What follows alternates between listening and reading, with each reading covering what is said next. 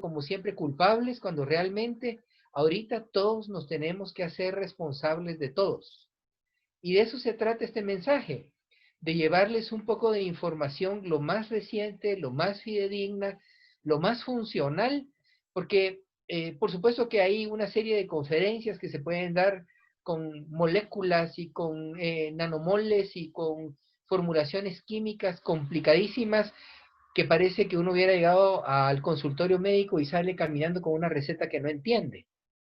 Mi intención es que encontremos en esta dinámica de grupo, en esta audiencia, en esta teleaudiencia sería en este caso, podamos nosotros llevarles a ustedes un sentimiento de paz, de esperanza, de fe, pero al mismo tiempo necesito que como comunidad hagan audiencia, disciplina y cohesión de grupo. Es muy importante que todos entiendan de que a uno les va a ir bien y a otro les va a ir peor. Pero todos estamos expuestos desde el más chiquito hasta el más viejito. El problema está en que a uno les va a ir con pocos síntomas o sin síntomas, pero nosotros podemos llevarle a alguien que es vulnerable el virus y de repente vemos morir a un anciano que resulta ser nuestro padre, nuestro tío, nuestro abuelo, y fue por la irresponsabilidad de no guardar las normas básicas en esta situación tan complicada. Entonces estoy para servirles, estamos tratando de hacer este diseño en forma de interrogación y preguntas. Tengo algunos apoyos gráficos si en algún momento veo la necesidad o ustedes me lo solicitan, pero si no, aquí estoy para servirles, Jorge y Amar. Gracias, doctor. Gracias, le agradecemos. Empezamos ahorita con algunas preguntas que nos han mandado varios miembros de la comunidad y les quiero también recordar de que el doctor Bailey actualmente está viendo ¿cuánto, doctor? Ciento y pico casos de coronavirus, ¿verdad? Y Hoy ya, ajustamos 115 pacientes por telemedicina. Bendito sea Dios, tenemos 55 recuperados. gracias a Dios. Tenemos uno en intensivo. Tenemos 15 en alto riesgo con mascarilla de alto flujo. En casa hemos fabricado las mascarillas de alto flujo con indumentaria casera y estamos tratando de apoyarlo lo mejor que pueden, ¿verdad? Y entonces hasta el momento pues es lo que tenemos de la nada. Les cuento que yo no tenía la intención de ver coronavirus, sin embargo mi especialidad de otorrinolaringólogo hizo que muchos de mis pacientes acudieran a mí en solicitud de qué hacer en caso de, entonces definitivamente no iba a entregarle yo a mis pacientes a una persona más ignorante que yo y No, definitivamente me puse a buscar, a rebuscar y mantengo comunicación con líneas y chat médicos de gente que ha estado al frente en otros lados y que ha sufrido definitivamente las muertes diarias en intensivos. Y entonces, pues no soy portador de toda la verdad, pero por lo menos les prometo que lo que les voy a decir es lo que se está investigando hasta hace una hora. perfecto, Correcto. doctor. Vamos Sí, a, vamos a adelantar un poco. La verdad es que tenemos bastantes participantes y hay algunas preguntas. Algunas las hemos podido colectar y más o menos se resumen en empezar preguntando cómo se propaga, cómo se transmite. Hay unas preguntas muy interesantes como por ejemplo cuánto tiempo sobrevive, qué puedo hacer para ir al supermercado, cuáles son las medidas mitigatorias que tengo que hacer para no contaminarme. Hay una serie de preguntas que sí nos van a nutrir de información y nos va a servir para llevar una vida un poco más tranquila, porque deduzco que el doctor nos va a traer buenas noticias y algunos buenos hábitos que nos pueden ayudar a sobrellevar lo que es esta enfermedad. Entonces, sin más preámbulos, si me permiten, doctor, ¿podríamos explicarnos realmente en forma breve y concisa cómo se transmite y cómo se propaga el COVID-19? El coronavirus es un virus de una familia de coronavirus que conocemos desde hace muchísimo tiempo. Sin embargo, este nuevo coronavirus, como se le llama, tiene un 20% de genética que lo hace absolutamente distinto en su forma, tamaño y comportamiento respecto a los otros coronavirus de las epidemias previas, del MERS, del SARS, etcétera. Entonces, este coronavirus tiene capacidades muy, muy especiales. Primero, de ser virulento, que significa de ser transmisible. Y la segunda capacidad tremenda es de que penetra las células y escoge infecciones severísimas que vamos a explicar ahorita más adelante. Lo más interesante es que este virus busca, primero, entender algo. El virus no es un ser vivo.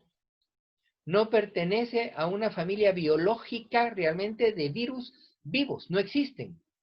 Los virus son estructuras moleculares que son portadoras de un genoma o un RNA. En este caso no son DNA, que es una doble hélice, sino un RNA que gira en sentido positivo.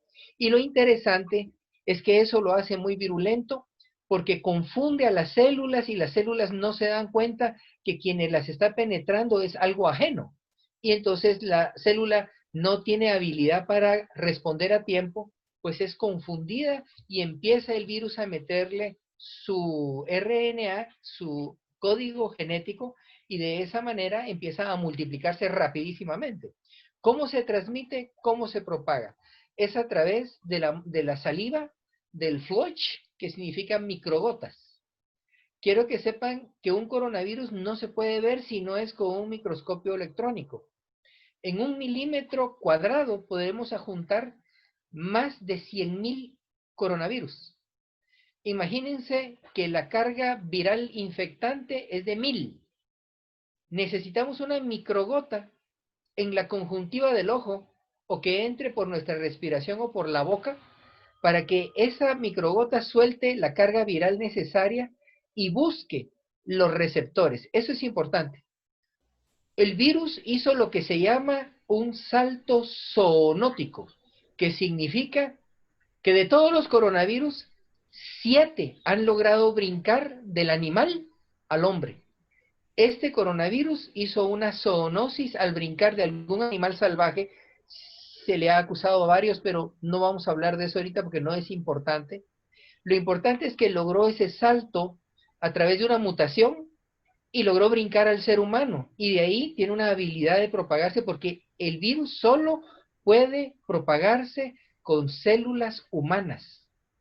Necesita células humanas. Si el virus se queda en otra superficie, para desintegrándose. Ese es el concepto básico de toda la pandemia, de que si no está el virus adentro de nosotros, se deshace.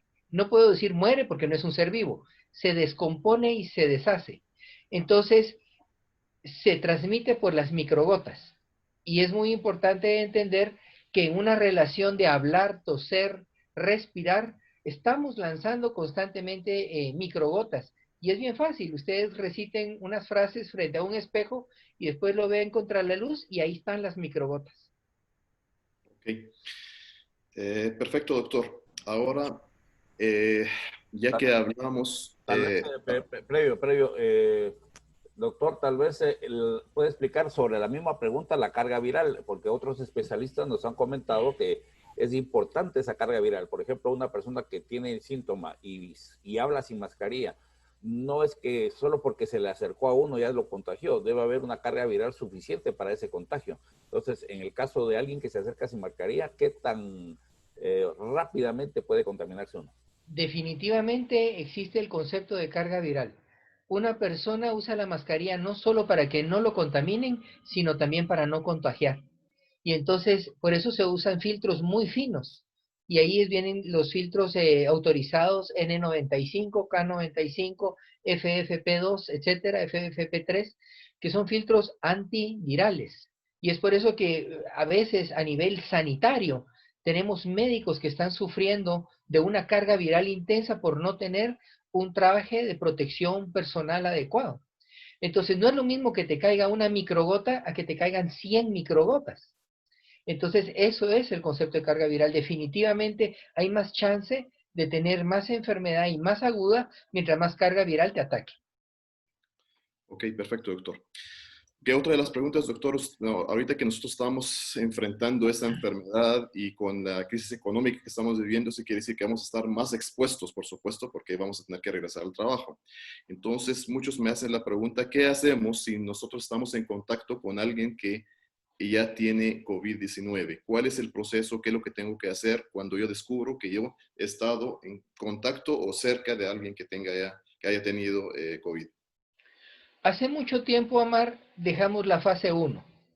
La fase 1 habla de fronteras, aeropuertos, migraciones, extranjerismos. Estamos ya en una fase donde el virus está suelto en todos lados. Tenemos un porcentaje aproximado, epidemiológicamente cuantificado, de 45% de las personas asintomáticas son portadores del virus. Es una cantidad demasiado grande. Solo el día de hoy detectamos 3 positivos asintomáticos. Simple y sencillamente porque tenían un poco de relación con alguien que sí era sintomático.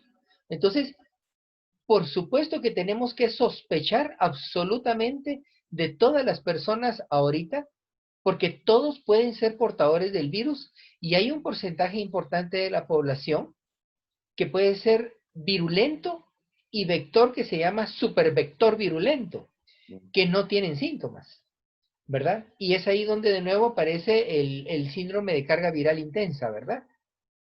Sí, es que eso también, doctor, nos va a conllevar a esa pregunta que es muy importante de que, o sea, lo que tiene que hacer es ir a hacer el examen. Si él estaba en contacto directo, tiene que hacer el examen para comprobar que él no va a ser portador. Pues, ¿por qué? Hay un punto aquí, Amar. No se debe estar en contacto y hacerse el examen de inmediato. Hay muchos tipos de test. Y entonces hay test como el RT-PCR, que es el más importante de todos, el más sensible, el más específico, que yo en realidad pienso que debería hacerse a partir de las 72 horas, no de las 48 horas, ¿verdad? Y existen los test rápidos que están proliferando por todos lados ahorita.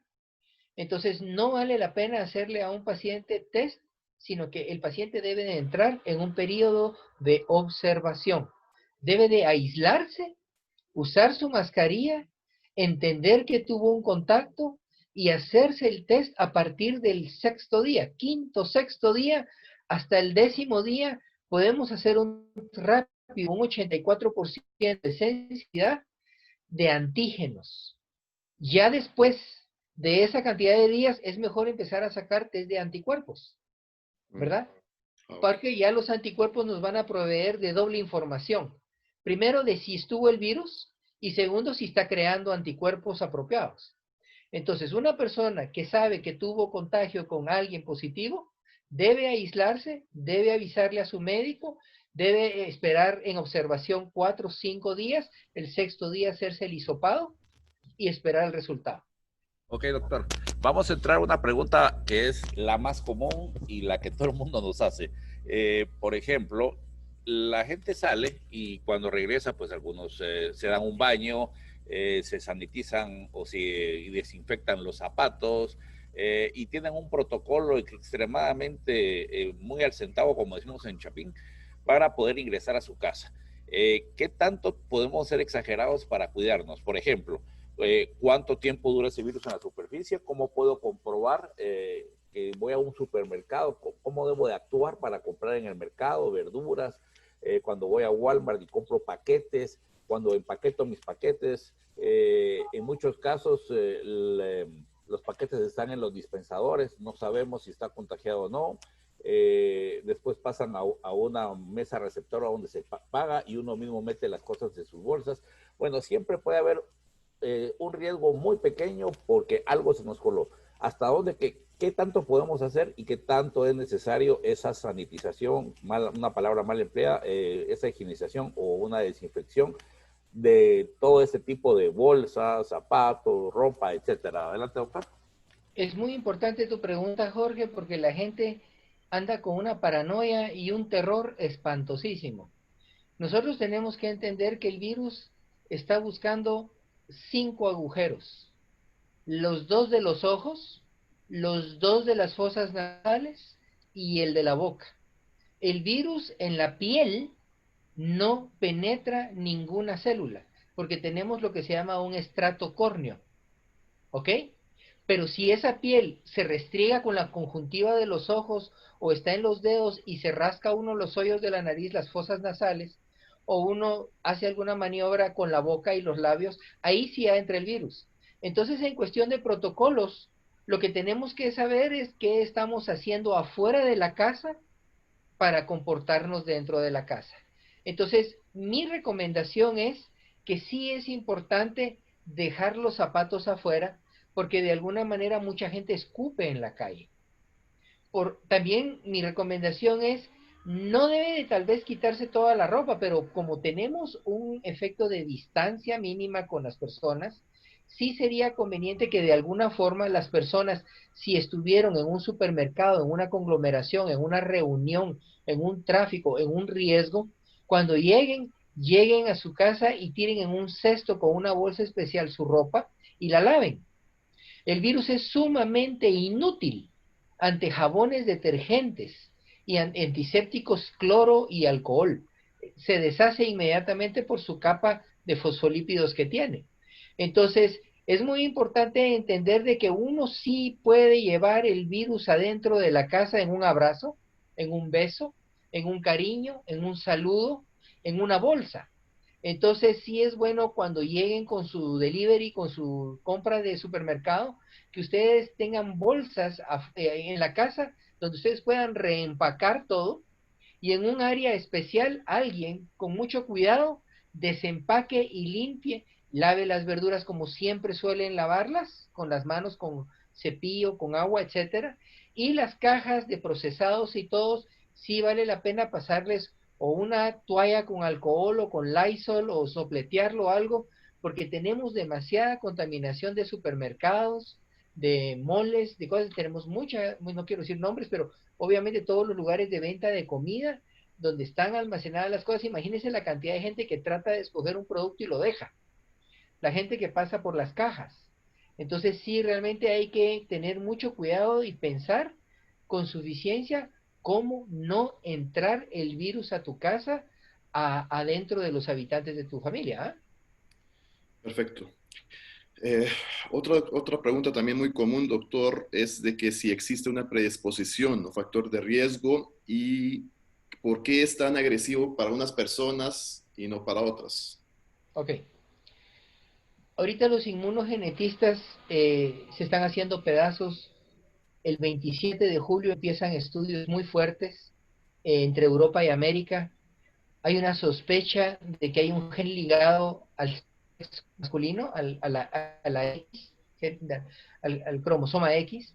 Hay una alta sospecha de que está localizado cerca del locus de donde está la respuesta inflamatoria. Están pensando por qué más tipo A que tipo O. Están pensando por qué más masculinos que femeninos, ¿verdad? Eso a nivel predisposición genética. Sin embargo, sí se han reconocido en las muertes en el intensivo grupos vulnerables. Entonces vamos a hablar de los grupos vulnerables. Definitivamente diabéticos, definitivamente hipertensos cardiovasculares o que tienen problemas de arterias y venas, stents y infartos previos, por ejemplo. Tenemos gente que es obesa. Salieron una serie de artículos donde decían que tal vez la nicotina podría proteger del coronavirus. Está descartado. Los fumadores no tienen más chance de adquirir el coronavirus que la población normal, pero cuando les toca coronavirus, les va re mal en el intensivo. Entonces, definitivamente estamos detectando esas vulnerabilidades. La senescencia es la definición de un sistema inmunológico senil. Significa que los viejitos mayores de 60, 65 años tenemos problemas con ellos. Por supuesto que hay unos donde tenemos que hacer una medición muy oportuna y muy importante. ¿Cuál es la verdadera edad de un ser humano? ¿La edad que aparenta? ¿La edad que tiene? ¿O su edad metabólica? En esta situación en la que estamos viviendo, lo que vale más es la edad metabólica. Y entonces, si tenemos un hombre de 40 años que fuma, le subimos 4 años. Si encima es hipertenso, le subimos 5 años. Si encima es obeso, le subimos otros 5 años. Miren por dónde vamos. El hombre 40 ya va por 54. Y si el hombre encima tiene otra característica como que, por ejemplo, tuviera un infarto previo, ¿verdad? O tuviera hipertensión arterial severa, vamos sumando y sumando y de repente nuestro joven de 40 años es un hombre de casi 60 años reales. Es por eso que esta pandemia también es un reset para nuestros estilos de vida. Es muy importante que entendamos que en esta batalla tenemos que aprender a adaptarnos a los requerimientos de la pandemia. Y la pandemia está pidiendo que cambiemos nuestros hábitos de vida. Al coronavirus, por así decirlo, le encanta a la gente estresada, angustiada, cansada, deshidratada, obesa, que le encantan los postres, las harinas, que fuma, que está hipertensa, gente que está con infartos, polimedicada, con enfermedades de todo tipo autoinmune. Entonces, tenemos que encontrar el camino para entender que en esta fase de la pandemia todos estamos en riesgo. Y como todos estamos en riesgo, yo le digo a mis pacientes, te va a dar coronavirus, vas a tener COVID en 6 semanas. ¿Qué vas a hacer en estas 6 semanas? ¿Vas a quedarte tirado en la sala? ¿Vas a seguir comiendo todas las chucherías que venden en el condominio? ¿Vas a seguir comiendo todas las golosinas que hay? ¿Vas a seguir fumando? ¿Vas a seguir sin el control de hidratación que deberías? Porque deberías estar tomando 12, 15 vasos de agua. ¿Vas a seguir tú desvelándote viendo televisión? ¿Vas a seguir tú angustiándote con las noticias que no entiendes y que cambian a cada momento?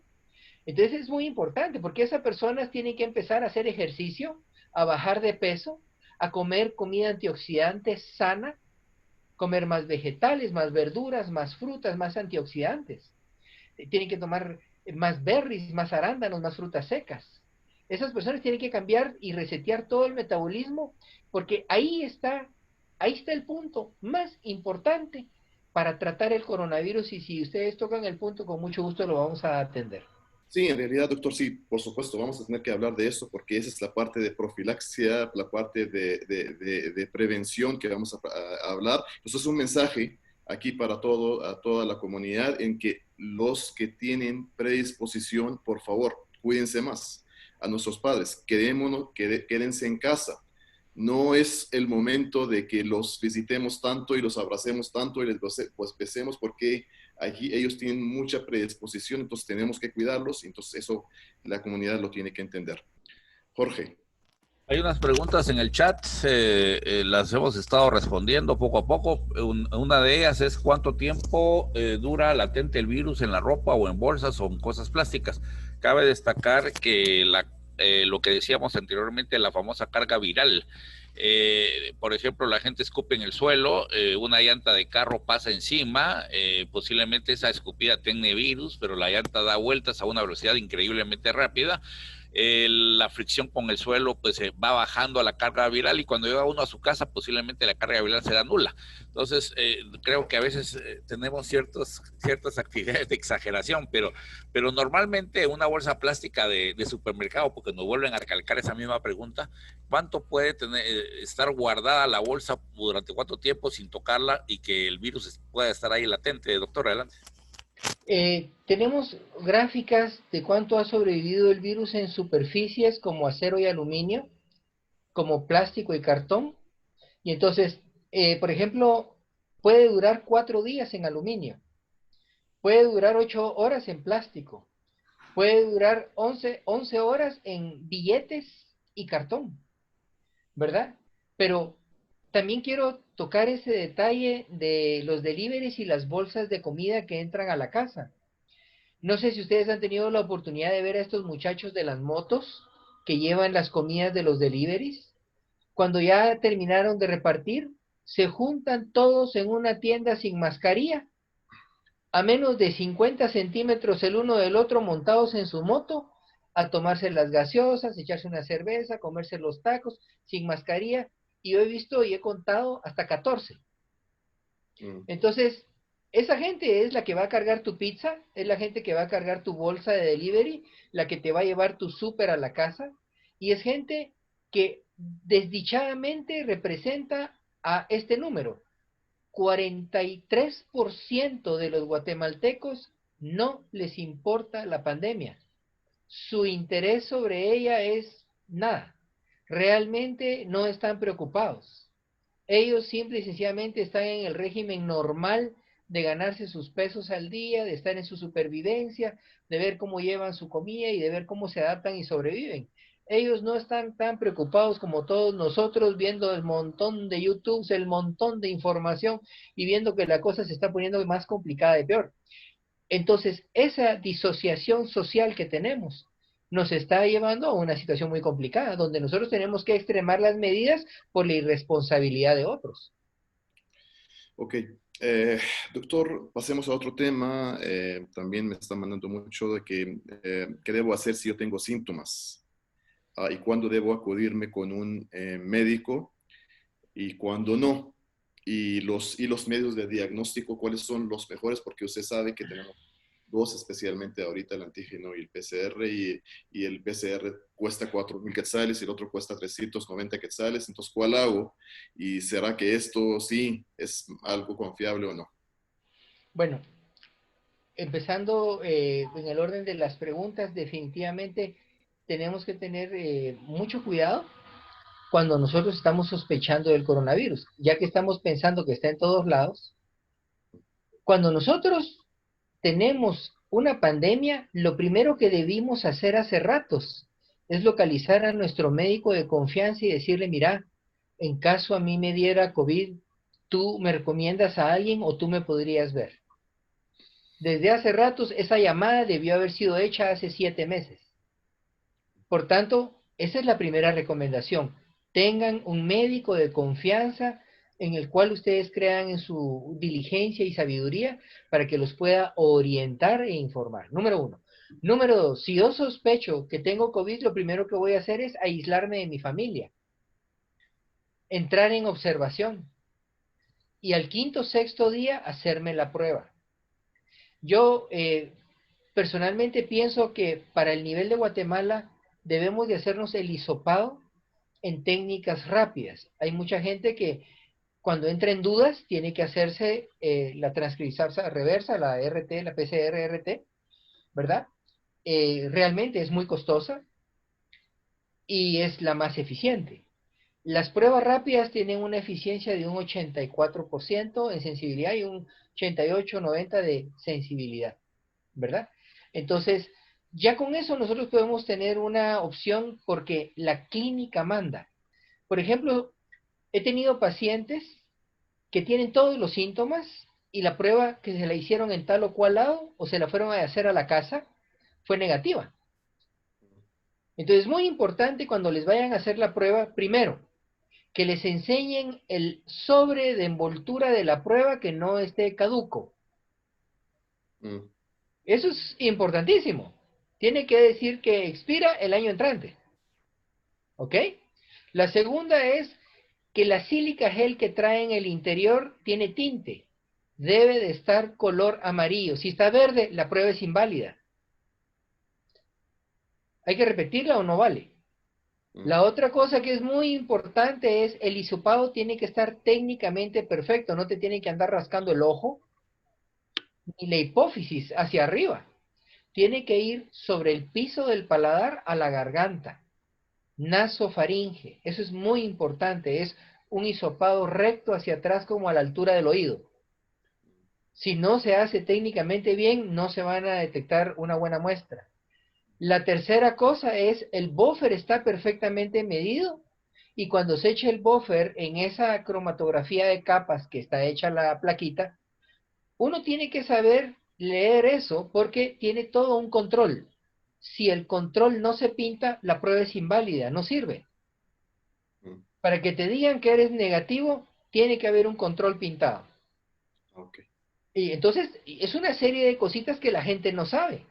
Entonces yo sí les recomiendo que busquen un lugar profesional, un lugar recomendable donde se puedan hacer la prueba. Pero la clínica manda. Si la gente tiene los síntomas, se queda en cuarentena, se guarda, pide a su médico apoyo y ayuda, y ahí en esos casos dudosos podemos hacer una transcriptasa. Entonces, si persisten los síntomas, doctor, aunque haya hecho el examen de antígeno, tendría que irme a hacer el PCR porque los síntomas persisten y tengo que estar también aislado. Imagínate lo que te acabo de decir. Falla del test. propia del test, el 14-16%. Sí. Falla de la técnica. Falla en corrupción de la muestra. ¿Verdad? Y Sí. encima tenemos esa situación. Y es ahí donde se nos escapan gente. Yo tengo gente que era negativa y aquí se positivizaron. Sí, Y es pues. una tranquilidad ya saber sobre qué camino están andando, porque están con grandes fiebres, grandes dolores, se sienten mal, tienen fatiga, les falta el aire y la prueba es negativa. Y ellos andan de arriba para abajo trabajando Sí. y no es correcto. Doctor, para aclarar bien el asunto de las pruebas, hay dos tipos de pruebas, una que es hisopado y la otra que es esas pruebas rápidas de un puntito de sangre. Esa es la que más común está en los mercados y es de más fácil acceso para hacérsela. Esa creo que solo tiene efecto para aquel que ya lo tuvo por varios días, ¿o cómo es, doctor? Es correcto, Jorge. Es un muy buen punto. Hablando de las pruebas rápidas, están las pruebas del antígeno, que es la superficie del virus, la parte antigénica del virus. Está marcada y es la que acabo de explicar y es la que es el hisopado. Esa hay que hacerla entre el sexto y el 14 días, se puede hacer 12, 14 días. La de anticuerpos es la que detecta inmunoglobulinas en suero o plasma. Esa es la gotita de sangre o se puede hacer en plasma y viene preparada para que te hagan tu piqui en el dedo como que si fuera una medida de azúcar. Se echa esas microgotas, 20 microgotas, 20 microgramos en el receptáculo y entonces ahí lo que vamos a detectar es la inmunoglobulina G y la inmunoglobulina M. La inmunoglobulina M te dice que tienes la enfermedad pero estás empezando a hacer defensas, pero eres potencialmente infeccioso todavía. La inmunoglobulina G es una inmunoglobulina más asentada, más fuerte, y nos habla de que ya tienes unas defensas suficientes como para tú empezar a creer en la palabra curación, defensas. Sin embargo, todavía existe un pequeño margen en las gráficas, aún teniendo inmunoglobulinas M y G, porque tenemos pacientes, y esto es sumamente importante, los pacientes que tienen pocos síntomas, sus defensas son muy débiles. Y los pacientes que tienen muchos síntomas, sus defensas son más fuertes. Y hay pacientes sumamente graves que nunca hacen defensas. Eso es muy importante. Muy importante. Tenemos gente en intensivo que sigue después de la tercera semana sin hacer inmunoglobulina M e inmunoglobulina G. Tal vez ¿Verdad? para ser más claros, le cuento esto porque ya muchos paisanos están comprando esa prueba que anda entre 150 y 300 quetzales, es una prueba muy barata, pero todavía no estamos claros. Por decirles un ejemplo, alguna de esas pruebas podría ser, ahorita creo que le voy a compartir, no sé si lo ve. Esa es una ¿Sí? prueba de las que venden normalmente ahí, ahí por nuestros almacenes, en el downtown. Y si usted se fija, ahí, bueno, se pone la gotita en el oído, como usted mismo dice, y trae unas rayitas que le va indicando T, T2 y T, creo que es, si no estoy mal, si no veo bien, pero más, o sea que nos puede dar tres informaciones esta prueba, o no sé si estoy en lo correcto. Sí, ahí con tu gráfica, por ejemplo, tenemos la prueba, la primera de la superior izquierda que dice control y equivocadamente dice sin usar. Ok, Esa prueba ya está usada ya, y es negativa, ya. porque ya está marcada la C de control. O sea que si aparece C es que no tiene nada. No, la usaron ya en alguien. Ah, ya. Ya la utilizaron en alguien y no salió absolutamente nada y ahora la andan cargando ahí con el control marcado. Ok. Entonces, Entonces no está la idea, bien. doctor, mejor ir generalmente con personas de confianza o algunos laboratorios de confianza. Definitivamente, ¿verdad? En la otra prueba que es la negativa, esa es correcta, le pusieron la sangre y la prueba ya está rayado el control, como yo te digo, ya está marcado el control y entonces el test sí fue bien hecho, sí entró el buffer, sí entró la sangre, el plasma, pero no tiene inmunoglobulina G ni T, es negativa. O Correcto. no tiene la enfermedad o no ha hecho anticuerpos. En el positivo no activo, en el que está inferior izquierdo, tenemos el control marcado, estuvo bien hecha la prueba, y la parte superior significa que, no la leo bien, pero creo que es la G, la M, perdón, está empezando a hacer defensas y no está activo. Mm. El de abajo, positivo activo, significa que ya hizo las dos defensas, tiene inmunoglobulina G e inmunoglobulina M, y el control pintado, esa prueba es un paciente que ha salido adelante. Entonces recalcamos, doctor, mejor solo las que quiere hacerlas, que vaya con un laboratorio de confianza y que no las haga él mismo, ahí viendo, etcétera, porque hay muchas personas que también desconocen cómo se hace en realidad. Entonces no Cabal. es que lo vaya a comprar y cuando quiera lo vaya a hacer. Bueno, Ok. hay una prueba, hay una, perdón, en el chat hay varias preguntas. Bueno, los que tienen posibilidades, ¿a dónde pueden hacerse la prueba? ¿Qué pruebas? ¿La de sangre o se van a hacer un hisopado? Los que tienen ganas de hacérsela. También hay otras preguntas relacionadas a lo mismo. El que no tiene recursos, ¿podrá ir al Ministerio de Salud a brindar gratuitamente esa prueba? Esas son otras las preguntas que nos hacen. Sí, tengo que decirles que si uno quiere hacerse la prueba solo por que quiere hacérsela, es un desperdicio de recurso. Mm. Debería de basarse un poco en su clínica, su observación y su estado epidemiológico de contactos. No se trata de llegar al laboratorio y aquí estoy para que me hagan las pruebas, porque yo tengo cómo pagarlas. No es correcto y no está bien, porque acuérdense que las pruebas pueden fallar. Mm. Imagínense que le sale un falso positivo, Sí, es cierto, sería terrible. por Por supuesto. otro lado, una persona que no tiene recursos definitivamente sí puede acudir al sistema de salud. Las máquinas que están utilizando son buenísimas. Ellos hacen el PSRT muy bien. Es gente que tiene mucha experiencia, han hecho miles y son los que más chance tienen de sacar eventos positivos, o sea, que hagan efectiva una prueba de buena calidad. El problema que hubo en el pasado, y la verdad es que lo tengo que decir, es que por alguna razón se les juntaron muchas pruebas que no pudieron procesar. Eso no estuvo como muy correcto, pero bien vimos todos en el periódico que se acumularon 6, 7 mil pruebas sin procesar. Y eso sí nos causó un desorden no solo en epidemiología, en estadística, en ansiedad de pacientes y no sé yo si en la manipulación de las pruebas, pero no puedo meterme a hablar de eso porque solo fue lo que yo alcancé a ver en las noticias, que se sobrellenó como un embudo el número de pruebas que podían procesar con las que habían tomado, y ese es el único problema que yo he visto en las pruebas del ministerio. Sí.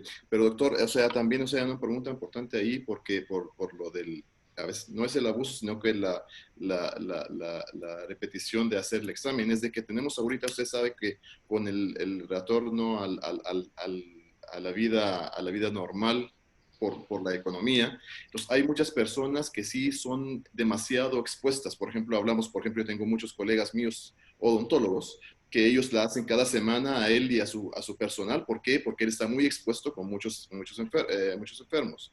Y igual la mayoría de la comunidad aquí son comerciantes en donde tienen mucho contacto diario con empleados, con clientes, con dinero, papel, etcétera. ¿Qué hacen? Es complicado. La nueva normalidad es buscar formas de adaptarte a este virus que es muy ingrato cuando te toca. La verdad es de que todo lo que tú dijiste son escenarios sumamente reales y ya están acá, no van a venir, ya tenemos esos escenarios. Entonces, definitivamente la gente está buscando más primero formas de trabajo desde casa, están trabajando más desde línea, están pagando más con tarjetas de crédito para no andar tocando billetes. No tiene caso andar con guantes en el supermercado porque se multiplica la cantidad de virus que acumulas. De todas maneras te tocas la cara, de todas maneras no sabes ponerte la mascarilla. Al ponértela, quitártela y ajustártela ya te tocaste la cara 10 veces por hora.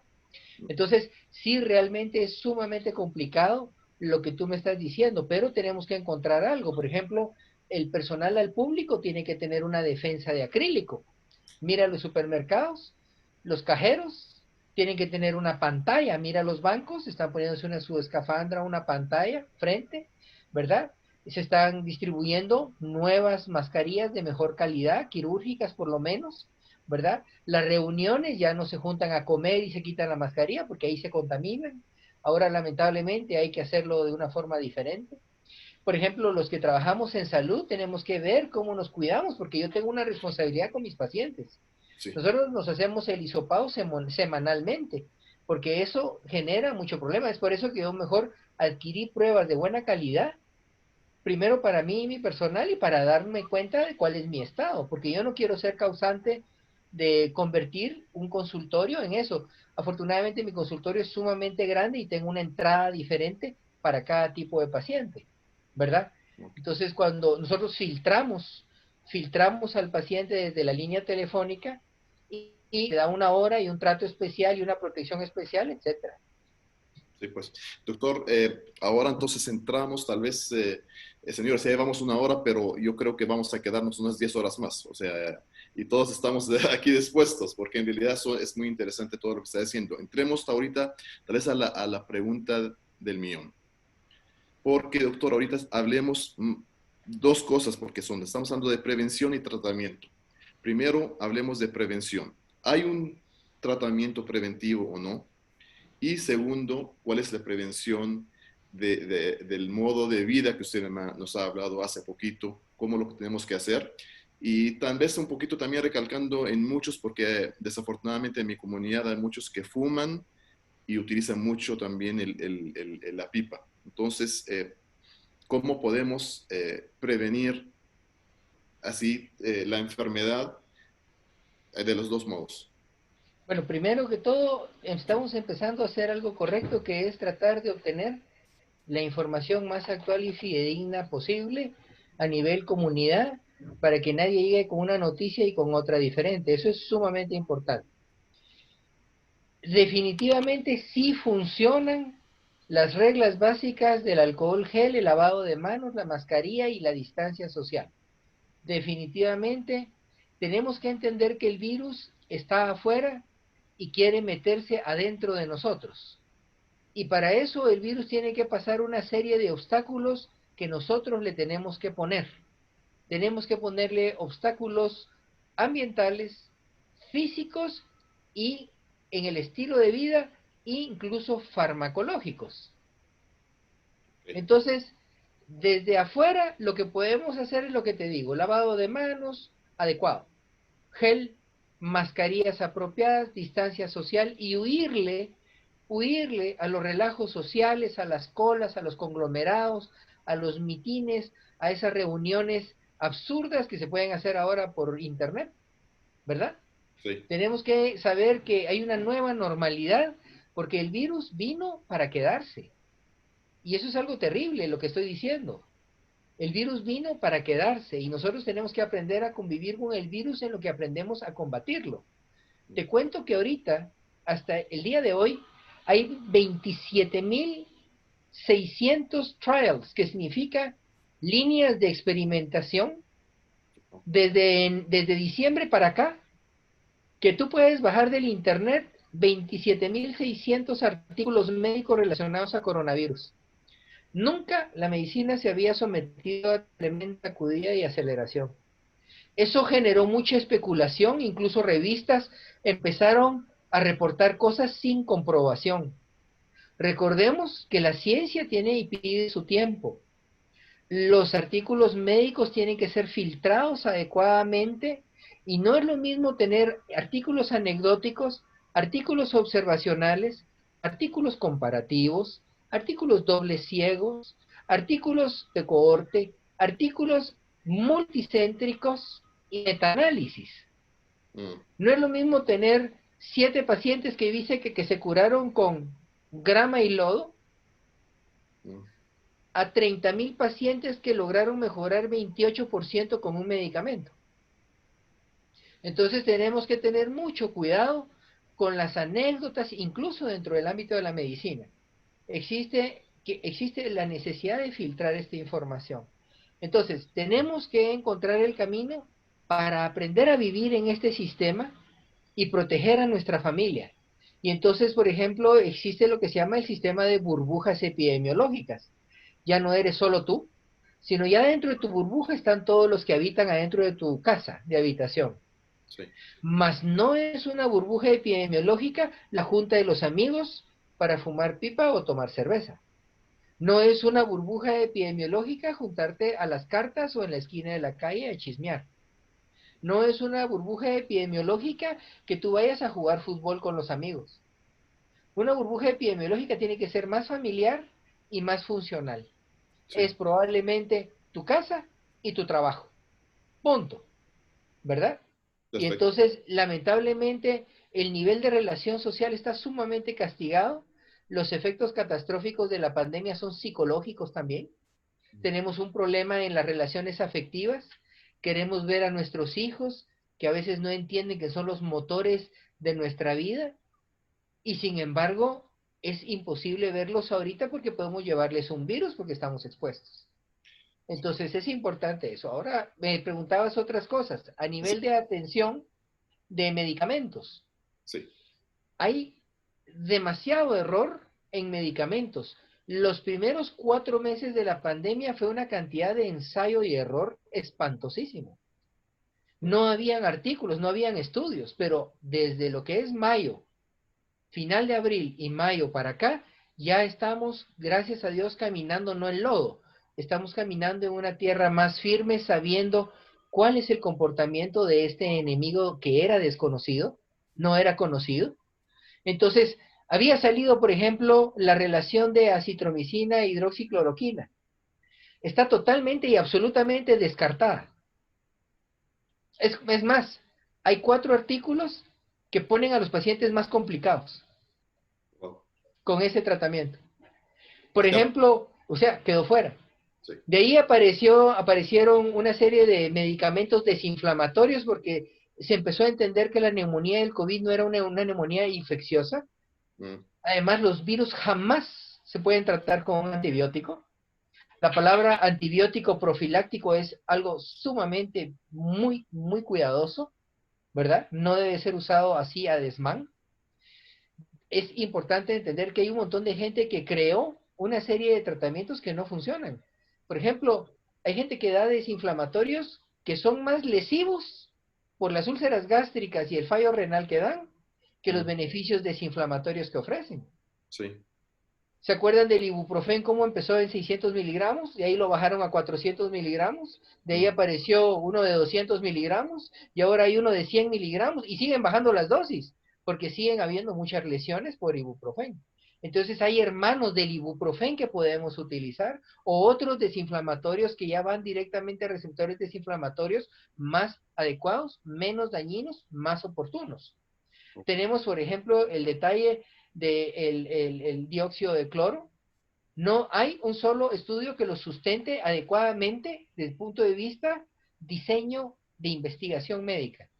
Casi todo es anecdótico. Hay una serie de médicos que se han hecho virales diciendo que esto era un catarro, de que hay que tratarlo solo sintomático. Hicieron la receta de cocina para todos sin pensar en los diferentes grupos y empezaron a dejarles a todos Virogrip, Desenfriol, Tafsin y cosas sin darse cuenta de que esos componentes tienen antihistamínicos de primera generación que son sedantes, sin darse cuenta de que tienen fenilefrina o pseudoefedrina que son taquicardizantes, suben la presión arterial, dan fatiga y encima dan vasoconstricción y lo que menos necesitamos en el pulmón es vasoconstricción, etcétera. Entonces, el diseño del tratamiento de los síntomas del COVID en las diferentes fases es diferente. Existe un tratamiento de rescate preventivo que va muy al estilo de vida que estábamos platicando. Es cambiar el estilo de vida y entender de alguna manera qué es lo que está sucediendo dentro del metabolismo de uno. De ahí viene una serie de medicamentos que viene en una fase sintomática leve, y de ahí viene una fase moderada, donde ya empiezas con una crisis respiratoria, empiezas a tener una hipoxia silenciosa, empieza a caer la saturación de oxígeno, y ahí vienen las etapas más graves, donde ya realmente tenemos un soporte ventilatorio, necesitamos que el paciente tenga oxígeno o más aire. Y ya tiene que ser algo más invasivo y ya tiene que ser incluso hospitalario. Entonces, doctor, ahorita entonces hablemos de las más famosas, dióxido de cloruro, no hay ningún algo que lo soporte. Nada. Y la hidroxicloroquina, profilácticamente estoy hablando, no de tratamiento, tampoco hay algo que lo soporte, y la ivermectina tampoco se utiliza de una manera profiláctica o preventiva.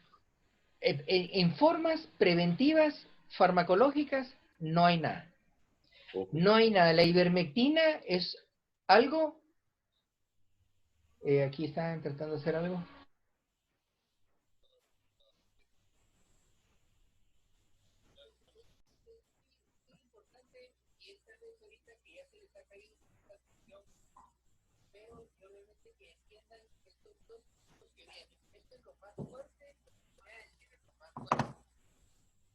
Las investigaciones médicas han logrado demostrar que el receptor donde cae el virus, que el virus es el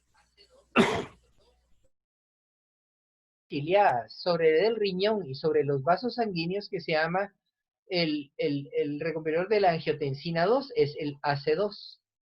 Ese es el receptor que utiliza el virus para entrar y penetrar al neumocito tipo 2, por ejemplo, o a las células endoteliales, o por ejemplo en el riñón.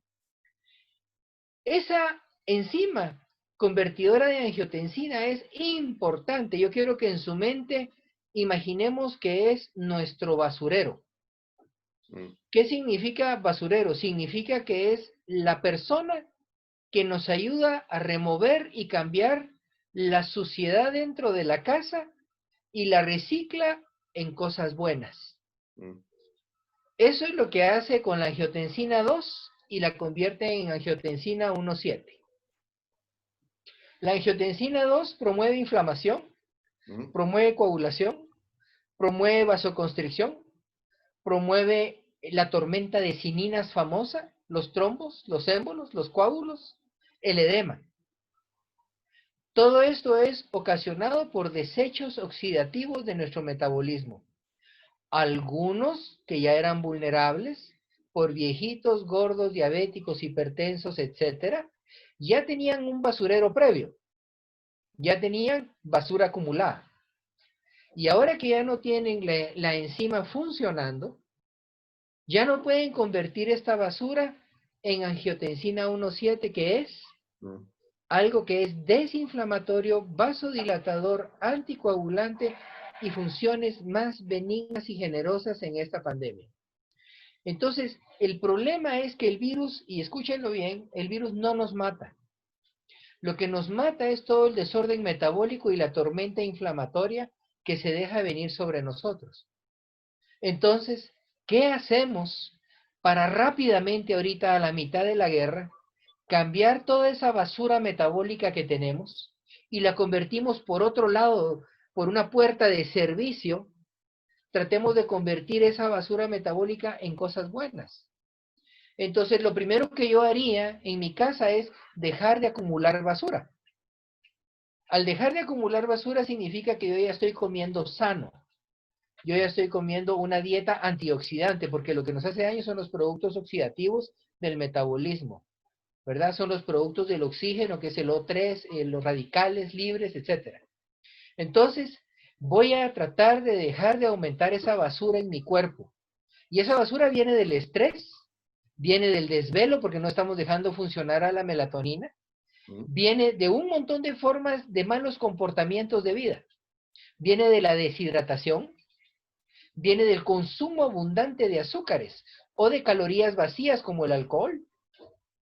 Es muy importante dejar de comer cosas que nos acumulan la basura metabólica. Y ese es el primer punto. Entonces, ¿qué vamos a usar? Ya que tenemos bloqueada la salida, está bloqueado el basurero porque el virus nos quitó la enzima necesaria para convertir algo malo en algo bueno, por así decirlo. Entonces necesitamos todos esos y sacarlos por alguna otra vía que no esté tapada.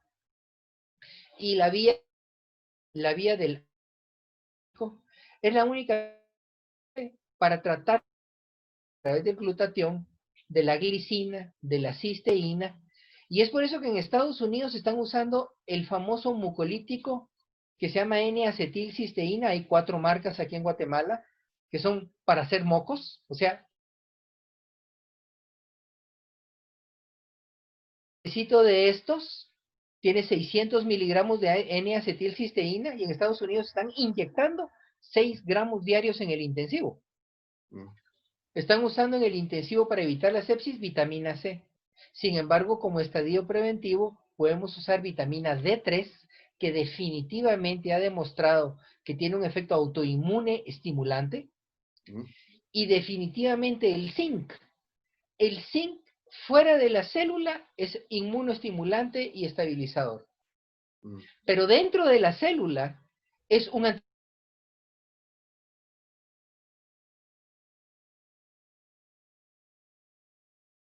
caímos en la cuenta de que necesitábamos un Uber para meter el zinc de dentro de fuera de la célula adentro de la mitocondria de la célula.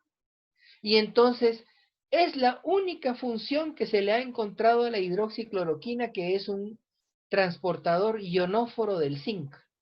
Y es ahí donde se vio una leve mejoría, pero no es la hidroxicloroquina como tal. La ivermectina tampoco es preventivo. No vayan a tomar ivermectina preventivamente, es un error. Tiene 18 horas de vida media y a las 18 horas ya no tienes ivermectina en tu cuerpo. No preveniste nada. La ivermectina se toma en el inicio de síntomas. Hace 2 días se lograron encontrar 4 utilidades más para la ivermectina. No solo estabiliza el glóbulo rojo en los factores de coagulación para no producir trombos, sino también pelea la ivermectina en el receptor que une el virus con la AC2. Sino que también la ivermectina en su momento oportuno logra desbloquear al virus en el núcleo celular para que la célula sí logre mandar su señal de auxilio a tiempo y hacer su señal inmunológica y no de destrucción. La destrucción celular se llama apoptosis. Y esa apoptosis es una señal de nos estamos muriendo todos y entonces la tormenta de cininas es mucho más fuerte. Entonces, el protocolo que nosotros estamos utilizando es ese, que la gente cambie de estilo de vida comiendo más sano, hidratándose, haciendo ejercicio, durmiendo y descansando mejor, estando más tranquilos, etcétera, tomando N-acetilcisteína, tomando suplementos de ácido glutámico. Se ha demostrado que el Montelukast también puede ayudar y colaborar para evitar la inflamación de leucotrienos, definitivamente esa es la función. Y sí tiene un lugar en el tratamiento del COVID en su momento la dexametasona a muy bajas dosis. No es a altas dosis, ni son esteroides de depósito. La metilprednisolona y la dexametasona deben de ser suministradas en receta por un médico, ¿verdad? Bastan 6 miligramos, que es la dosis que utilizan en el norte, para empezar a controlar esto.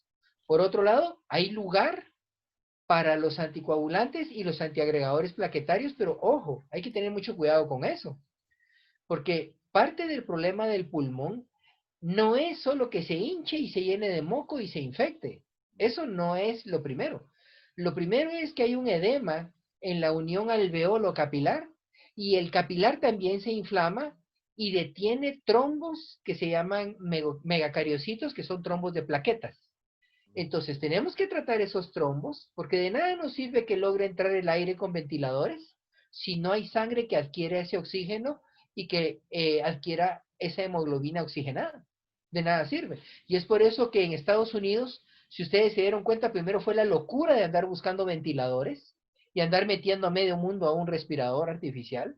Y ahora se pone al paciente boca abajo, se le dan mascarillas y cánulas de presión de alto flujo, se anticoagula, se antiagrega al paciente para tratar de que mantenga funciones circulatorias apropiadas.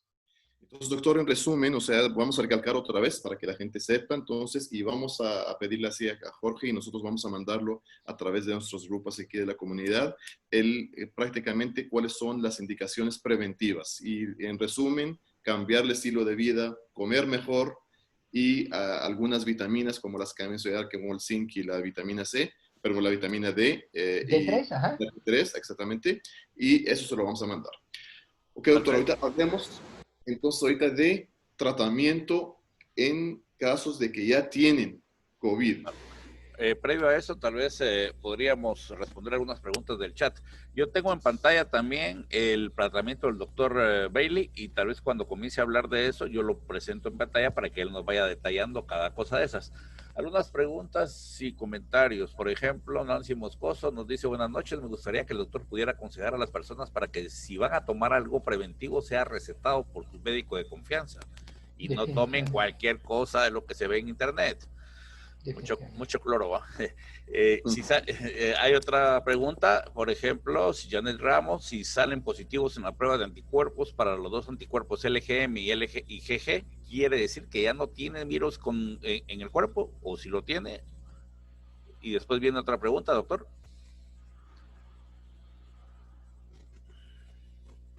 Sí. Doctor Bailey. Básicamente lo que estás diciendo, Jorge, no a la automedicación. Sí. Todos pueden tener un médico de confianza a quien preguntarle qué hacer por tal o cual situación.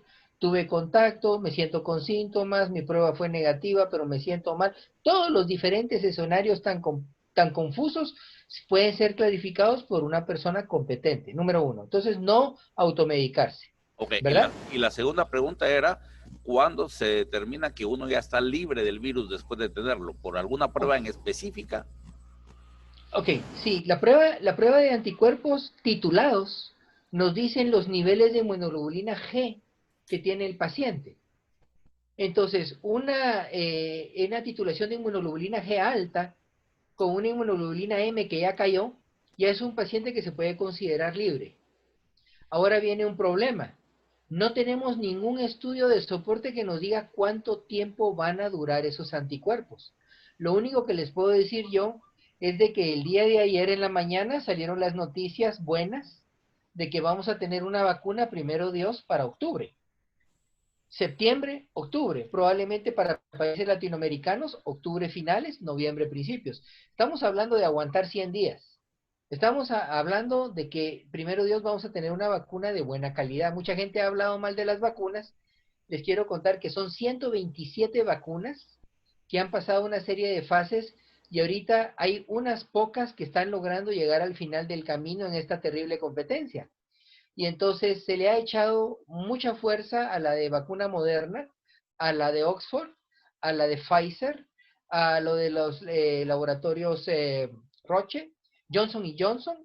Entonces, estas vacunas tienen tres categorías, pero la que está saliendo como más efectiva, ya vimos los primeros resultados, son apropiadas. O sea, sí realmente van a provocar una buena calidad de anticuerpos como se ha visto en dosis medias, aunque tengo que decirles que vamos a padecer mientras nos vacunan calosfríos, fiebre, dolor de cabeza como un mini COVID síndrome, ¿va? Vamos a tener una serie de efectos secundarios. Sin embargo, las titulaciones de anticuerpos que han quedado después de esa vacunación han sido de verdad buenos. Otra pregunta, doctor, solo así rápida, porque eso va a ser tratamiento si se ha pensado aplicar una dilución de plasma convalescente vía aerosol. La verdad es de que no tendría ningún efecto. Entendamos qué es lo que está pasando. El plasma es el resultado producto del centrifugado de una sangre.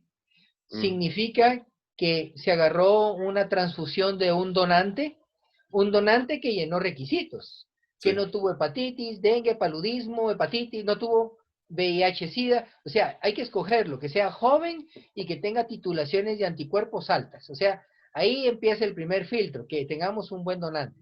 Se le saca la sangre, en el laboratorio hematológico van a quitarle todos los subproductos a la sangre y va a quedar nada más el plasma. El plasma contiene los anticuerpos. Entonces, ¿dónde queremos llevar nosotros ese plasma? Si lo tiramos en la piel como que si fuera Copperton, no sirve. Mm. Si lo metemos aspirado o inhalado, no sirve. Nosotros necesitamos los anticuerpos adentro de los vasos sanguíneos, adentro del torrente circulatorio, adentro del sistema. Por tanto, debe ser una transfusión. No puede No. ser aspersión, inhalación, aplicación. No se puede. O sea, es una albúmina, el plasma finalmente es una albúmina que se puede incluso deteriorar con el tiempo, Sí. ¿verdad? Y entonces tiene que entrar por una transfusión cuidadosa, medida, porque puede hacer reacciones. Puede hacer reacciones. Ok. Entonces, nos pasamos, doctor, no sé si nos puedes pasar ahí lo del tratamiento, porque también es muy importante, doctor, porque ahorita incluso yo creo que dentro de los participantes, nosotros ya tenemos a varios que ya tienen COVID ahorita y están aislados en sus casas. Entonces, y lastimosamente hemos visto que algunos de sus médicos les dicen que no hagan nada, solo traten los síntomas. Entonces, no tomen nada. Entonces, quédense en casa tranquilos, en su cuarto encerrado, abran sus ventanas y si hay síntomas de fiebre, solo tomen su antipirético y ahí estamos. Tengo que decirte, Amar, de que definitivamente en un principio ético de medicina basada en evidencia y con pruebas clínicas, realmente no hay tratamiento. Sí. Y realmente esos médicos no están actuando antiéticamente, ni antihumanamente. Simple y Sí. sencillamente están apegados a la ciencia. Sin embargo, en mi condición, que soy más peleador y más investigador de las cosas Estamos en guerra. que le pueden estar haciendo daño al paciente, yo me meto un poquito en la intimidad del paciente y sin ningún derecho, yo le digo, quítese los chetos, quítese los torris, ya no esté fumando, ya no esté bebiendo, no se esté desvelando, salga a caminar, baje de peso, no esté gordo, ya no esté comiendo tacos, ya no esté comiendo postres. Eso es una cosa donde yo me meto. Soy muy intervencionista en el estilo de vida porque yo me vengo a dar cuenta que parte del problema de la vulnerabilidad del paciente es ese tipo de cosas. Sí. Ahora, si te das cuenta, tampoco yo estoy recomendando preventivos ningún medicamento. Sí. Estoy dando básicamente suplementos vitamínicos, hidratación, comida antioxidante y derivados del ácido glutámico o antioxidantes que pueden ser farmacológicos, ¿verdad? Como por ejemplo ese mucolítico que es la N-acetilcisteína, ¿verdad? Ya cuando son sintomáticos, como hemos encontrado con soporte científico artículos que están apoyando todavía la ivermectina, ¿verdad? Todavía están apoyando el zinc, están apoyando la vitamina D3, porque se ha demostrado que en poblaciones carentes de vitamina D3 es peor el COVID, ¿verdad? Entonces estamos dando esa suplementación, ¿verdad? No podemos estar mandando a hacer laboratorios a todo el mundo para ver si tienen bien sus niveles de vitamina D3, sus niveles de vitamina E, si tienen una serie de problemas por su edad. Entonces empezamos no como una receta de cocina, pero sí con una serie de suplementos para que el paciente se sienta apoyado. Sí. Por ejemplo, mis pacientes se reportan conmigo en la mañana y en la tarde, en la mañana y en la tarde, ya cuando son sintomáticos, ¿verdad? Entonces, ya con síntomas, yo sí me atrevo a decir, tengo que desinflamar, tengo que ver cómo meto zinc dentro de ese paciente, tengo que ver cómo meto D3 en ese paciente, altas dosis de D3, y tengo que ver de alguna manera cómo al paciente yo lo voy dando su necesidad, porque no es una receta de cocina. Hay unos que no necesitan oxígeno suplementario desde el principio, no necesitan medicamentos antipiréticos desde el principio, y esa es más o menos la teoría. Así es. Bueno, tal vez me permite la palabra. Desde un inicio sabemos bien que las pandemias, su receta médica es el confinamiento, es la única solución para que esto no se propague de tal manera y que se rompa el ciclo de contagio. Lamentablemente los confinamientos en el país no funcionan porque tenemos muchos puntos vulnerables, como por ejemplo ingreso de gente del extranjero, 2 aviones diarios de inmigrantes que vienen de Estados Unidos y que muchos de esos, pues el 70% vienen contaminados, llegan a una población asintomáticos, se junta con su familia y obviamente toda la familia contaminada. Entonces, llegamos a la conclusión que el estar confinado ya, pues ya no es algo que nos va a salvar o nos va a ayudar, pero efectivamente el confinamiento sigue, por eso se sigue insistiendo en ello, porque obviamente aplana la curva de contagios y de esa manera pues no se va a saturar tanto los servicios de salud, aunque ya lo están saturados. Sabemos bien por estadísticas que a finales de agosto posiblemente lleguemos a los 50,000 contaminados y eso va a seguir y seguir, y cuando se habla del pico, el pico nunca va a llegar porque mientras no haya una vacuna ese pico se va a seguir y así vamos a estar todo este año. De tal manera que las personas quieren tratar de tener un botiquín tal vez de primeros auxilios y salvarse, porque sabemos bien que vamos a asistir a un hospital y ya no van a haber camas. Le voy a poner un ejemplo. El hospital Herrera y Grandi tiene 11 camas. Y si tenemos 17 millones de habitantes y algunos con posibilidades económicas podrán llegar al hospital Herrera y Grandi a que les den un servicio, creo que a la hora de un pico de contagio no creo que eso suceda. Entonces, la gente pues obviamente va a optar por tratarse ahí en su casa y obviamente buscar la asesoría médica remotamente, y de hecho el protocolo del Hospital Herrera y Grandi ya tiene habilitado el protocolo para tratar al paciente remotamente. Pero esto también significa que si el doctor nos va a decir, mire, usted tiene que comprar Inversertina y tiene que tocar tal antibiótico, vamos a la farmacia, los familiares van a estar de búsqueda en búsqueda, de pie a pie, buscando en cada farmacia, y va a estar escaso en ese momento pico. Quiero más o menos hacer una referencia rápida. Ahorita tenemos alrededor de unos 30,000 contaminados, y realmente 30,000 contaminados a una población de 17 millones de habitantes no es casi nada, es una misca. Y realmente si esta pandemia se llegara a salir de las manos, bueno, se hace salir de las manos, pero se sigue saliendo más de las manos, que es lo más probable, porque hay una alta presión por abrir la economía, una alta presión para que el transporte ya comience a funcionar, para que las empresas y la industria siga funcionando. Entonces eso va a provocar que definitivamente el pico va a seguir disparándose, de tal manera que buscar una aspirina en una farmacia creo que va a ser un colapso. Entonces la gente pues de nuestra comunidad quiere prepararse de alguna manera y adquirir ciertos aditamentos, algunos insumos que puedan servir para que un médico profesional le diga a uno, bueno, siga esto, siga aquello.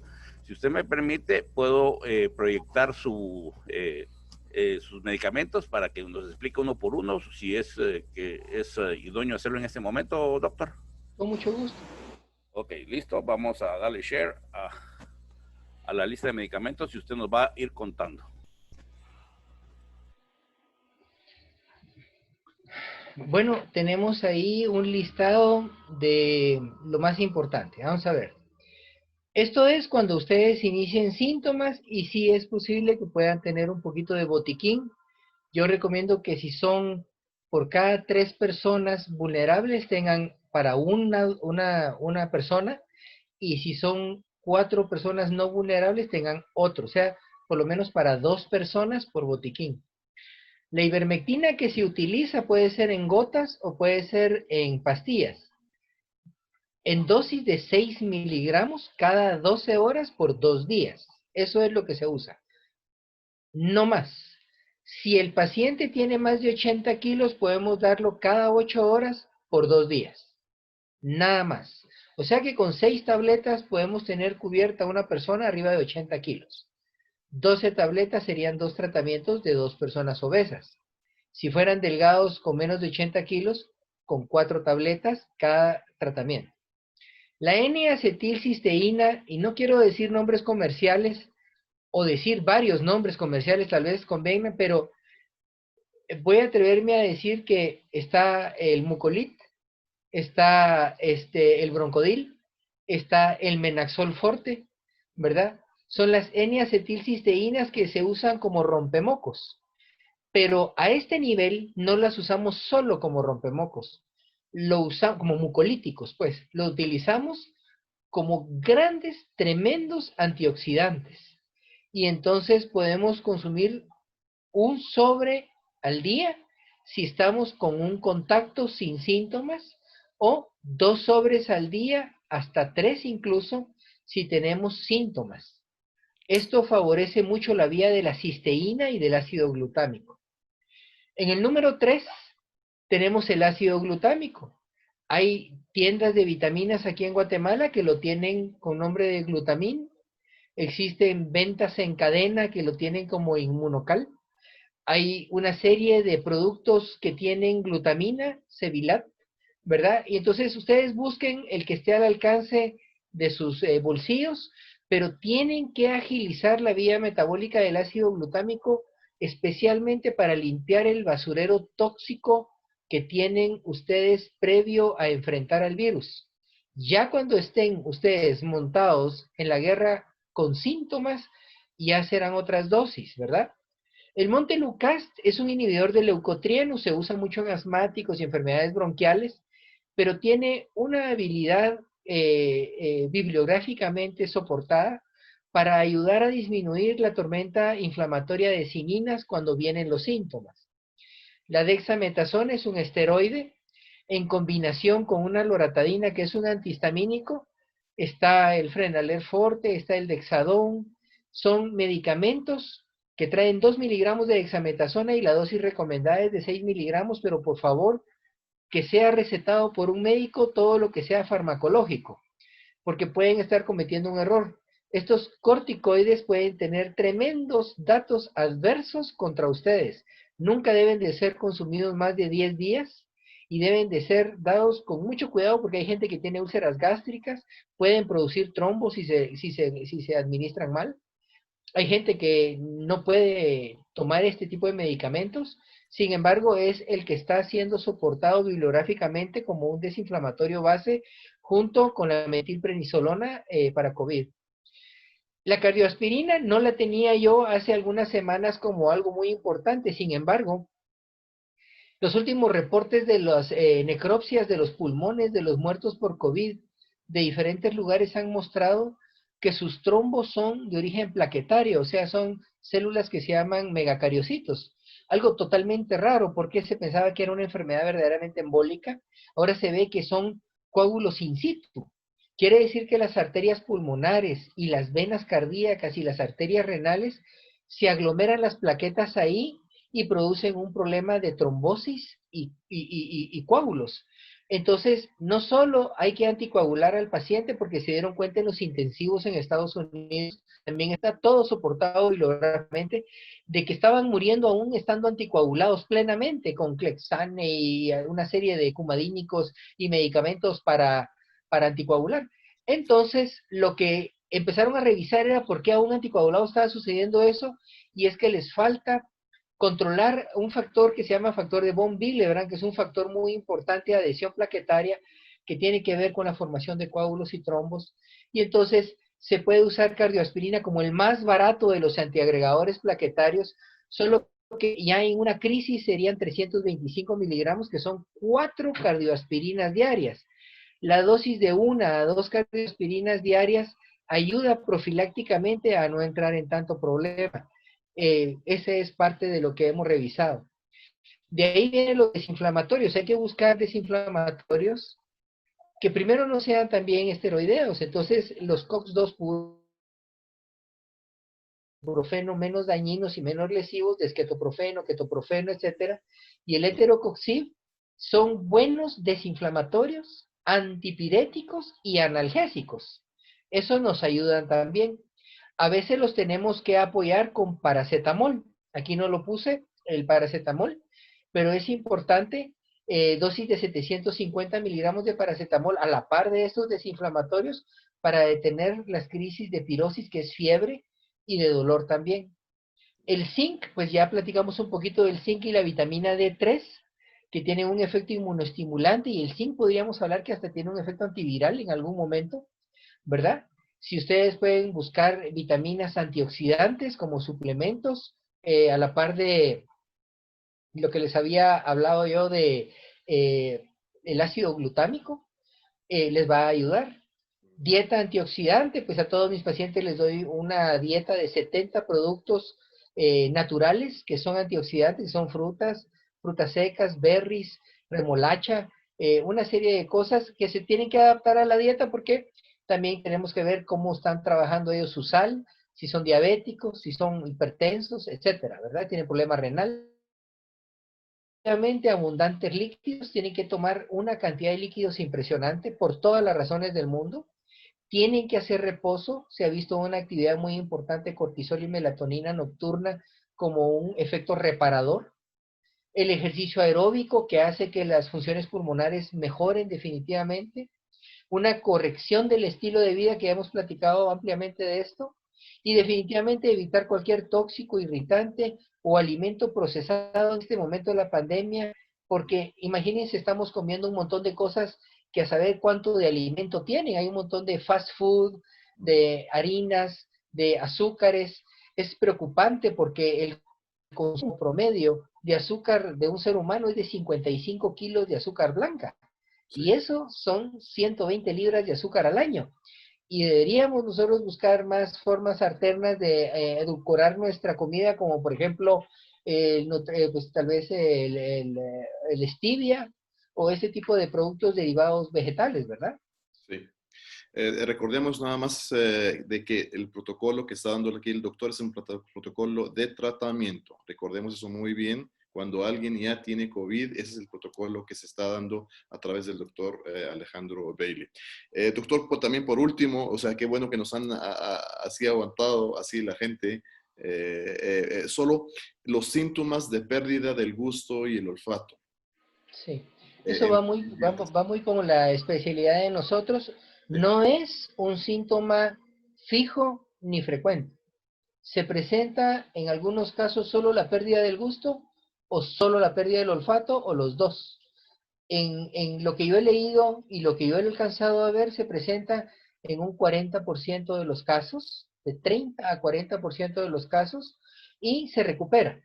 No se recupera de inmediato, se recupera probablemente entre 3 y 4 semanas. Sí he visto un par de casos que fue momentos de pérdida de gusto y de olfato y a la semana ya estaban empezando a percibir olores y sabores, pero para que la gente no se desespere, le pedimos un chance de 3 a 6 semanas pero sí se recupera.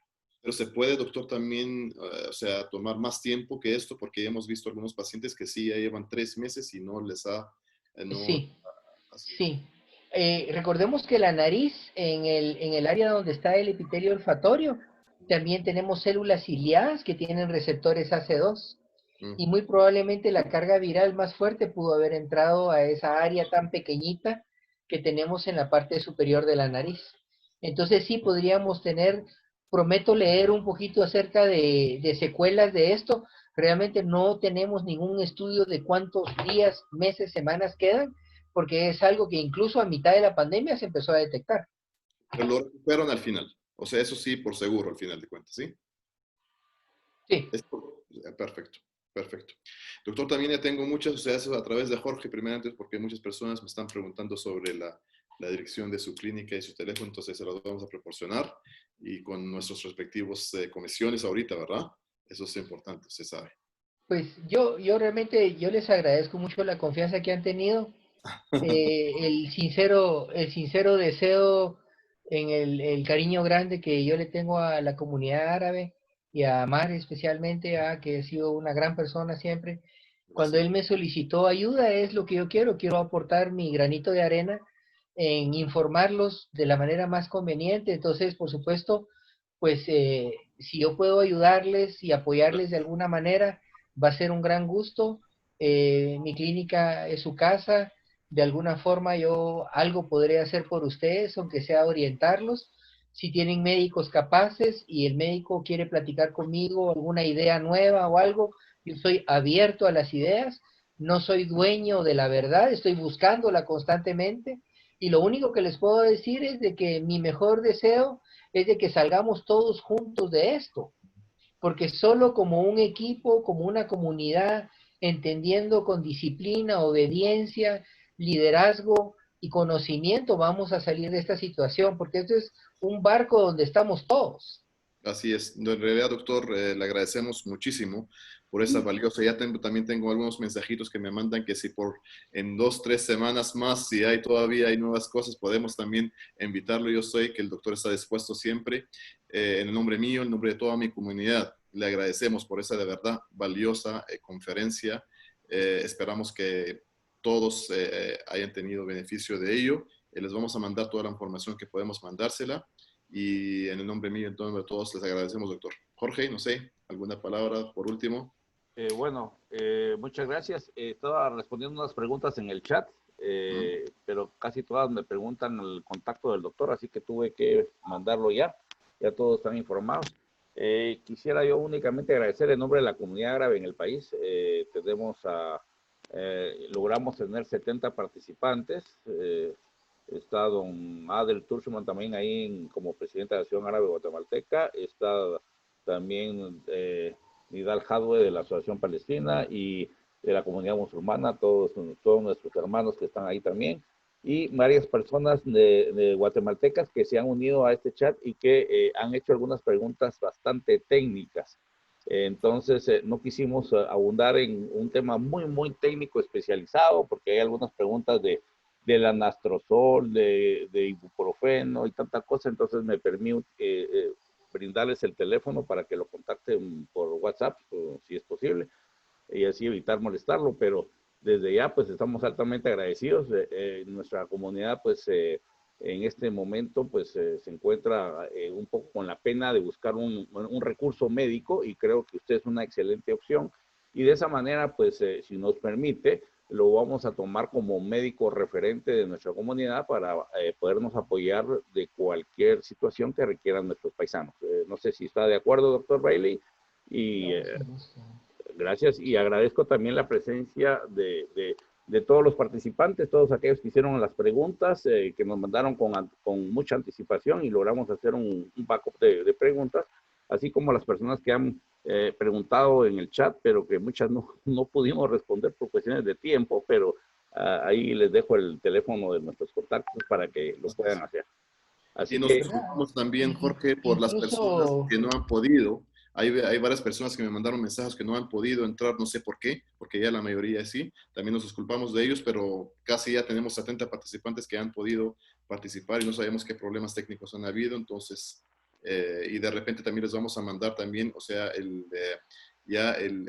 resumen de toda la charla, o también lo que hemos grabado de la charla. Perfecto. Y sí, con mucho gusto, Jorge. Si Amar colecta toda la información de preguntas, nos podemos sentar una tarde a tratar de definir los detalles técnicos. Definitivamente podemos elevar el nivel de la plática a un nivel más farmacológico, hablar más de los lopinavires, los remdesivires y una serie de productos nuevos y en prueba y en no prueba, pero realmente como esta plática era destinada a manejo, familias, comunidad, pues por esa razón la dimos de esta manera, de tal manera que si se dieron cuenta no pasamos ninguna diapositiva de las que traíamos bien cargadas, teníamos más de 60 diapositivas de información técnica. Ok, tal vez lo que vamos a quedar con todos nuestros paisanos que están en línea todavía y nuestros amigos que se han inscrito a la red de Zoom en estos momentos, es ofrecerles que vamos a dar un refresh de esta información, porque como usted mismo dice, esta es una situación totalmente nueva, nos agarró después desapercibidos, hay muchos estudios científicos que todavía están en el horno y no han salido, y esto es algo que puede ir rotando. Por ejemplo, los medicamentos que usted mismo mencionó, hace una semana variaron, hace 2 meses eran otros totalmente diferentes. Al principio de la pandemia había unos tratamientos totalmente ridículos porque no se sabía de esto. Hoy en día, cada día que pasa, sabemos más de esta pandemia y apuntamos a que los fallecidos van a ser mucho menos cada vez más, porque ya se sabe la forma de crear ciertos tratamientos que eviten llegar a un extremo médico, a un cuadro médico que pueda ser fatal. En este sentido, doctor Bailey, le agradezco a Amar Radi por facilitarnos la entrevista y a todos los participantes. Por mí y a ti también. Y a ti te agradecemos también por todos los esfuerzos, y agradecemos a todos los que nos han ayudado para que esto, y a todos los participantes, por supuesto. Gracias, mil gracias, doctor. Y que tenga feliz noche. Espero que haya sido de su agrado pues, para ustedes. Ahí también en una de las gráficas lo que deben de tener en casa. Que estén bien. Que Dios los bendiga. Pues. Muchísimas gracias, doctor. Que tenga feliz noche. Gracias, Jorge. Gracias a todos. Gracias a todos. Gracias a todos. Feliz noche.